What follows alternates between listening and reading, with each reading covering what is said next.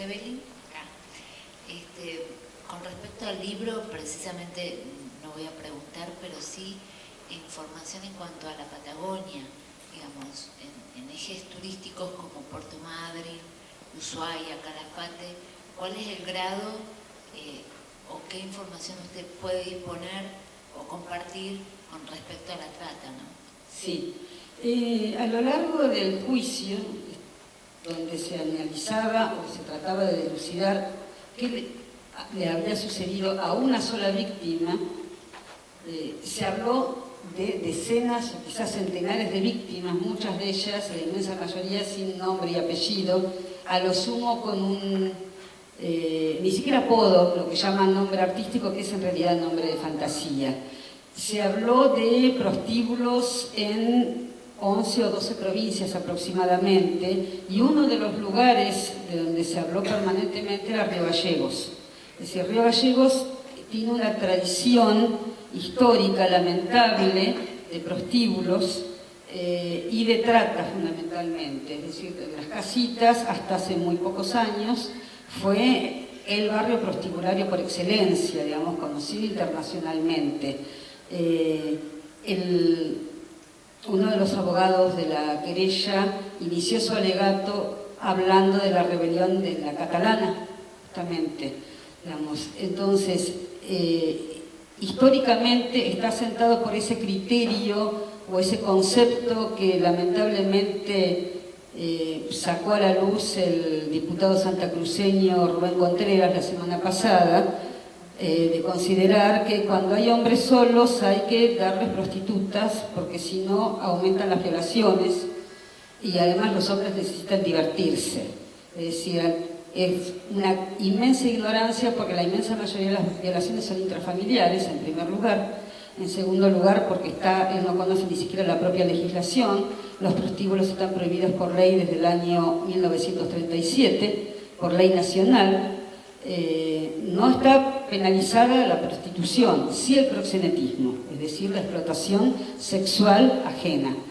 Y en ese sentido, como la Patagonia ha tenido y sigue teniendo enclaves de hombres solos trabajando, hombres que van sin sus familiares desde otros lugares del país, entonces se han armado y se han consentido y naturalizado los centros prostibularios. Los hay en lugares vinculados con la producción, el petróleo, la minería, la pesca, y después ahora se le empezaron a sumar también los lugares turísticos, es decir, como el caso del Calafate, Ushuaia también, trata nacional e internacional, es decir, también chicas que las traen desde Paraguay, desde República Dominicana, y que después las pasan a Chile. En San Martín de los Andes se promocionan tours nocturnos. Y eso es algo que, bueno, la propia población es la que tiene que reaccionar ante eso. Bien, ¿alguien más? Tengo varias, pero voy a hacer una. El tema de la preocupación. Esto lo manda, ¿no? Sí. ¿Usted me escucha? Sí, sí. La preocupación que nos quedó después del juicio por aquellas víctimas que fueron testigos. ¿Cómo siguió la vida de ellas? ¿Qué tipo de protección tiene? ¿Cómo hay alguna situación que se conozca? Porque quedaron tremendamente expuestas. Sí, esa es una cosa que nos preocupó mucho y ellas mismas también. Yo incluso con una de ellas del Tucumán, porque varias eran de distintos lugares del país, una era de un pueblo de Santa Fe, otra era de Misiones, otras dos eran una de la ciudad de Buenos Aires, otra del Gran Buenos Aires, había de distintos lugares. Estaban muy asustadas, muy preocupadas, quedaron además muy choqueadas porque dijeron, bueno, no nos creyeron.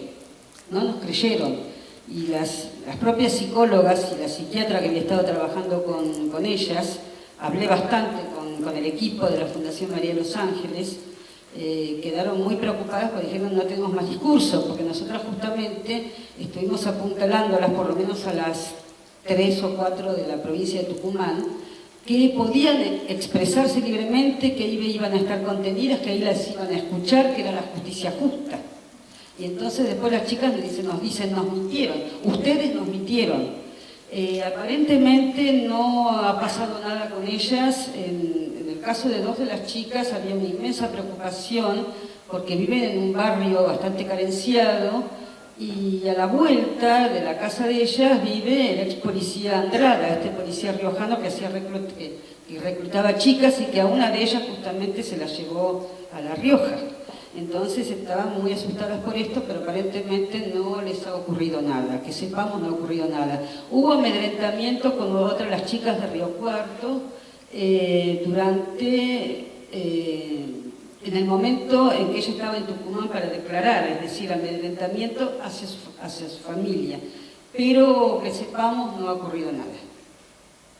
Perdón, porque este resultado... El micrófono. Este resultado del juicio, que fue una vergüenza, también hace de ejemplo y ojo a aquellas mujeres que están en esta misma situación para denunciar en todo el país y en todo el mundo. Sí. Entonces, la preocupación, por lo menos desde la Fundación, es cómo nosotras sostenemos a las víctimas para decirle vayan y denuncien, que van a sentirse protegidas por la ley. Y dice, mira lo que pasó con el caso de Marita Verón. Claro, justamente te das cuenta que la red es para todos lados, ¿no? Una de las chicas con quienes yo hablé bastante sobre esto, yo la conocía también, una chica de Tucumán, me decía, si a doña Susana, que tiene todos los medios del país y del exterior, de muchos países que están encima, que la están mirando, le hicieron esto, ¿qué nos espera a nosotras?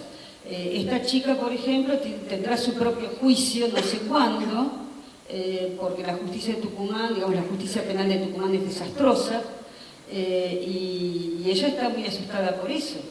Creo que de todas maneras fue tan flagrante, fue tan escandalosa esa sentencia, que no sé, no creo que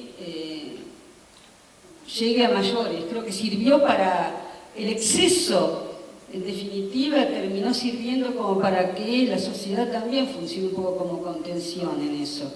Creo que si hubiera habido 13 condenas, o la inmensa mayoría hubieran sido condenados, aun cuando no hubieran sido todos, no habría despertado la conciencia que despertó en la sociedad este problema. Es decir, Marita pasó de ser una víctima a una mártir, de algún modo. ¿Otra pregunta? Sí, el tema de Marita llamó la atención, fue una alerta realmente, pero no como un descubrimiento, porque todo el mundo sabe lo que sucede. Lo que pasa es que lo que usted contó, que el caso de Marita llamó más la atención, precisamente porque la chica no tenía como otras que van directamente a ser presas fáciles. No, lo que pasa es que, perdón, vamos a hacer una aclaración, porque eso es una cuestión que hay que poner, digamos, discernir un poco. La inmensa mayoría de las mujeres en situación de prostitución son iniciadas siendo menores de edad. Por lo tanto, no es una decisión libre, es un delito. Empecemos por ahí. La diferencia que puede haber entre una mujer que tiene, digamos, que le faltan nada más que una hora o unos minutos para cumplir los 18 años, y cuando los tiene cumplidos, o cuando le faltan nada más que unos segundos para cumplir los 21, y cuando ya los tiene cumplidos, la verdad es ninguna. Entonces, eso es el segundo término. Hay mujeres que van sabiendo que van a un prostíbulo y terminan en un prostíbulo, van a ser indefectiblemente explotadas. Es decir, la explotación sexual es imposible es casi una obligación en un prostíbulo. Es muy raro que haya una mujer en situación de prostitución en un prostíbulo que no sea explotada. Es decir, que no le descuenten, primero, desde los profilácticos, el alquiler, si es que duerme en la misma cama donde tiene que recibir a los hombres, que le descuenten la lavandería, lo que llaman ropa de trabajo en el lenguaje eufemístico, que es ropa interior, muy pequeña, que no le descuenten la comida, que no le descuenten todos los medicamentos también, y después de eso solamente le van a devolver el 50% de la plata que hizo, como mínimo. Es decir, a veces es menos todavía. Entonces, no se puede separar prostitución, de explotación sexual y de trata, porque es un camino reversible, y eso yo lo aprendí el año pasado escuchando a las chicas hablar justamente y contar sus propias historias. Entonces hay que ponerlo en ese contexto, digamos, porque no se lo puede deslindar. El tema de la Patagonia que hicieron referencia recién, son patéticos los casos, especialmente en el tema de los puertos. En los puertos, yo hice un trabajo en Puerto del Este, en San Antonio, y realmente ahí se me abrió un panorama de lo que sucede, el traslado de las chicas de puerto a puerto en la Patagonia. Por otra parte, son lugares desolados, son imposibles de querer salvarlas porque están totalmente aisladas. Río Negro es una provincia que tuvo aproximadamente 42 años de un solo gobierno, y eso acaparó todo lo que sea movimiento de chicas, especialmente manejando desde los casinos, ni hablar de los prostíbulos, y eso fue muy fuerte, y tan fuerte que cuando se quiso hacer algo no se podía, porque no podemos dejar de decir que para que no se pueda hacer nada es porque están involucrados la justicia, los jueces, los fiscales y la policía. Entonces, ¿cuál sería la pregunta? Mi pregunta es, usted como periodista que abordó este tema tan difícil, ¿no? Porque siempre uno, de alguna manera, cuando habla de esto, se expone a algo.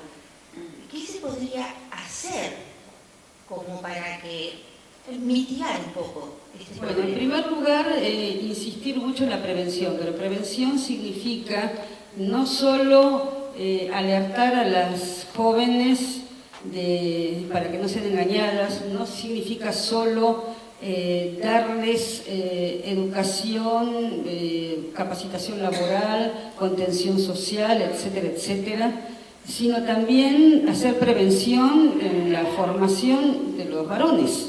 Es decir, si no hubiera una demanda de prostitución no existiría esto. Es decir, en la medida en que las mujeres, digamos, las madres, los padres, las docentes, los docentes en todos los niveles no trabajan al mismo tiempo, y los medios también, no solamente los periodistas, digamos, sino también otras personas que trabajan en los medios, ¿no? Tratan de revertir una cultura de consumo de cuerpos y de mercantilización de la mujer como si fuera un objeto, es decir, el paradigma es Tinelli. Es decir, eso no va a cambiar, porque no alcanzará con lo otro, será siempre una frazada demasiado corta. Hablabas de los medios recién, ya te doy la palabra. Esta me parece que es una buena oportunidad para contar que tanto Sibila como yo y algunas otras colegas que están en la sala pertenecemos a una red de periodistas de Argentina, la Red PAR, que trabaja precisamente en la sensibilización y en la concientización de quienes ejercen el periodismo, ¿no? Vos has sido autora de uno de los decálogos de la red. Claro, justamente somos periodistas de Argentina en Red por una comunicación no sexista, somos alrededor de 160 profesionales de ambos sexos, con mayoría de mujeres lamentablemente, de unas 15 provincias, que venimos trabajando, yo desde el año 2008, pero la red se formó en el 2006. Y tenemos ya 2 decálogos para el tratamiento periodístico de la violencia contra las mujeres, y el año pasado trabajamos en el para el tratamiento periodístico de la explotación sexual y la trata.